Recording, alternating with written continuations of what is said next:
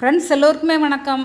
மாடி தோட்டம்னாலும் சரி, வீட்டு தோட்டம்னாலும் சரி, நம்ம செடிகளை இயற்கை முறையில் வளர்க்கணுன்னு நம்ம முடிவு பண்ணிட்டாலே அந்த செடிகளுக்கு தேவையான உரங்கள் எல்லாமே நம்ம வீட்டில் வீணாகிற பொருட்களை வச்சோம், வீட்டில் கிடைக்கிற காய்கறி கழிவுகளை வச்சுமே நம்ம செஞ்சு முடிச்சிடலாம்.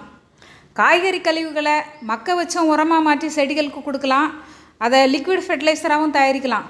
இன்றைக்கி நம்ம வீட்டில் கிடைக்கிற காய்கறி கழிவுகளை வச்சு நுண்ணூட்ட கரைசல் தயாரிக்க போகிறோம். இப்போ அதை எப்படி செய்கிறதுன்னு பார்க்கலாம். இந்த நுண்ணூட்ட கரைசல் தயாரிக்கிறதுக்கு நம்ம வீட்டில் கிடைக்கிற அரிசி கழுவுன தண்ணியும் எடுத்துக்கலாம். அரிசி கழுவுன தண்ணியில் என்பிகேயும் இருக்குது, இன்னும் பலவிதமான சத்துக்களும் இருக்குது. அது தவிர இந்த அரிசி கழுவுன தண்ணியை வச்சு எந்த ஃபெர்டிலைசர் செய்தாலும் அந்த ஃபெர்டிலைசரில் நிறைய நுண்ணுயிர் பெருக்கமும் ஏற்படும். அதுக்காக தான் நம்ம அரிசி கழுவுன தண்ணி எடுத்துக்கிடுறோம். நம்ம வீட்டில் தினமுமே சமையல் பண்ணும்போது காய்கறி கழிவுகள் இந்த மாதிரி கிடைக்கும். நம்ம அதை எடுத்து வச்சுருக்கோம். முதல்ல நம்ம பார்க்குறது வெங்காயத்தோல். வெங்காயத்தோலில் நிறைய சத்துக்கள் இருக்குதுன்னு நமக்கு தெரியும். குறிப்பாக மைக்ரோ நியூட்ரியன்ஸ் ரொம்ப அதிகமாக இருக்குது. அடுத்தது நம்ம வீணாக போன தக்காளி எடுத்திருக்கோம். இதில் பொட்டாசியம் அதிகமாக இருக்குது, சோடியமும் இருக்குது. அடுத்தது நம்ம முத்தி போன கத்தரி எடுத்து வச்சுருக்கோம். சில நேரங்களில் கத்திரிக்காய் சொத்தையாக கூட இருக்கும். இந்த மாதிரி கத்திரிக்காய்களில் மேங்கனீஸ் அதிகமாக இருக்குது, மெக்னீசியமும் அதிகமாக இருக்குது. அடுத்தது நம்ம சொரக்காவோட தோல் எடுத்து வச்சுருக்கோம். இது வெள்ளரிக்காவோட தோல், கேரட் தோல் எல்லாமே எடுத்துருக்கோம். உங்கள் வீட்டில் என்ன காய்கறிகள் சமைச்சாலும் அதில் உள்ள தோல்களெல்லாம் எடுத்துக்கிடுங்க. பழத்தோட தோல்களும் எடுத்துக்கலாம். வீணாக போன அழுகி போன பழங்கள் இருந்தாலும் சேர்த்துக்கலாம். இது எல்லாம் கூட நம்ம என்ன எடுத்துருக்கோம்னா கடுகு எடுத்துருக்கோம். கடுகில் என்பிகேயும் இருக்குது, மைக்ரோ நியூட்ரியன்ஸ் நிறைய இருக்குது. அதனால் நம்ம கடுகு எடுத்துருக்கோம்.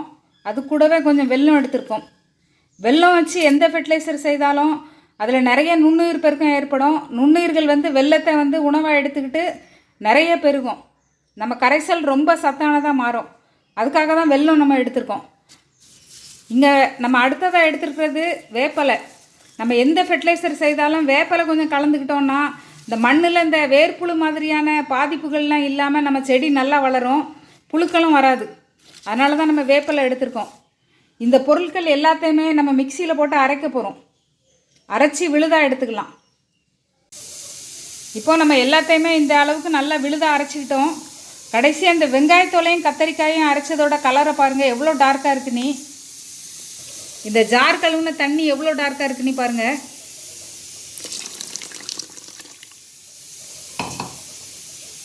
நம்ம இந்த அரிசி கழுவுன தண்ணியும் கலந்துடலாம்.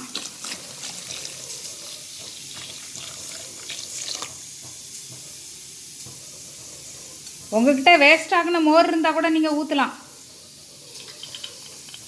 அடுத்தது நம்ம வெல்லம் சேர்த்துடுறோம். இன்னும் கொஞ்சம் கூட தண்ணி நம்ம கலந்துக்கலாம். இது அரிசி கழுவுன தண்ணி அடியில் இருந்ததுனால திருப்பியும் தண்ணி பிடிச்சது எந்த கலரில் இருக்குது பாருங்கள். இது சிவப்பு அரிசிங்கிறதுனால இந்த கலரில் இருக்குது.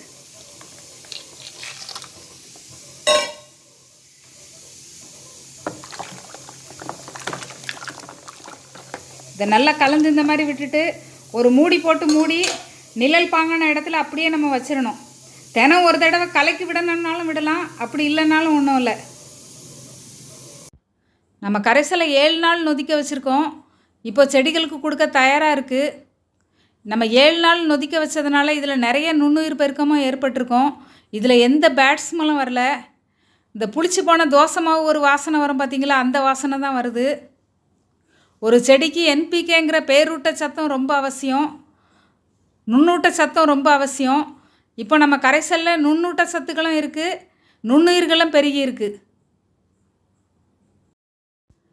இந்த மாதிரி இயற்கை கரைசல்களை எப்போவுமே சாயந்தரம் நேரத்தில் தான் மண்ணுக்கு கொடுக்கணும். இதில் இருக்கிற நுண்ணுயிர்கள் மண்ணில் போய் பெருகிறதுக்கு அப்போ தான் வசதியாக இருக்கும். நம்ம காலையில் கொடுத்தோன்னா உடனே வெயில் வரும். அந்த வெயில் நேரத்தில் இந்த நுண்ணுயிர்களால் மண்ணில் பெருக முடியாமல் போகலாம். நான் இங்கே 20 லிட்டர் அளவுள்ள பக்கெட்டில் தண்ணி பிடிச்சிருக்கேன். ஒரு 2 லிட்டர் அளவுள்ள கரைசல் சேர்த்துருக்கேன். இதை நல்லா கலந்து விட்டுடலாம்.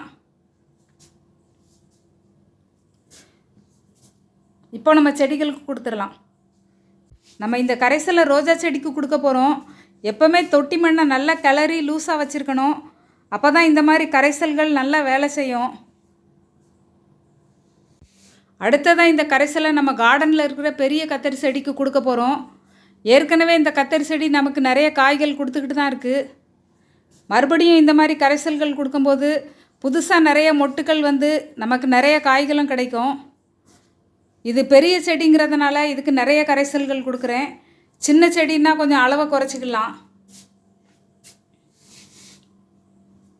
அடுத்ததாக நம்ம கார்டனில் இருக்கிற செடி தம்பட்டா வரைக்கும் இந்த கரைசலை கொடுக்க போகிறோம். இந்த செடி கொத்து கொத்தா மொட்டுக்கள் வச்சுருக்கு பாருங்கள். ஒரு செடி பூ பூக்கிற நேரத்தில் அதுக்கு நிறைய நுண்ணூட்ட சத்துக்கள் அவசியம். இந்த மாதிரி கரைசல்கள் கொடுக்குறப்போ இந்த மொட்டுகள் எல்லாம் பூவாக மாறி எல்லாமே காய்களாக மாறும். அடுத்ததாக நம்ம கார்டனில் இருக்கிற பன்னீர் ரோஸ் செடிக்கு கொடுக்க போகிறோம்.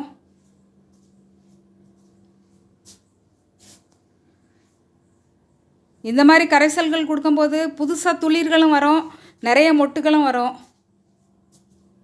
அடுத்ததாக மல்லிகை செடிக்கு கொடுக்குறோம். நம்ம வீட்டில் கிடைக்கிற காய்கறி கழிவுகளை வச்சே நுண்ணுயிர்களை பெருக்கிற நுண்ணூட்ட கரைசல் செய்து நம்ம செடிகளுக்கு கொடுத்துட்டோம். இந்த வீடியோ உங்களுக்கு ரொம்ப பிடிச்சிருக்கோன்னு நினைக்கிறேன். பயனளிக்கும் விதத்தில் அமைஞ்சிருக்கோன்னு நான் நம்புகிறேன். நீங்களும் அப்படி நினச்சிங்கன்னா என் சேனலை சப்ஸ்கிரைப் பண்ணுங்கள், உங்கள் நண்பர்களுக்கெல்லாம் ஷேர் பண்ணுங்கள். மறக்காமல் உங்கள் கருத்துக்களையும் கமெண்ட் செக்ஷனில் பதிவு பண்ணுங்கள். நன்றி, வணக்கம்.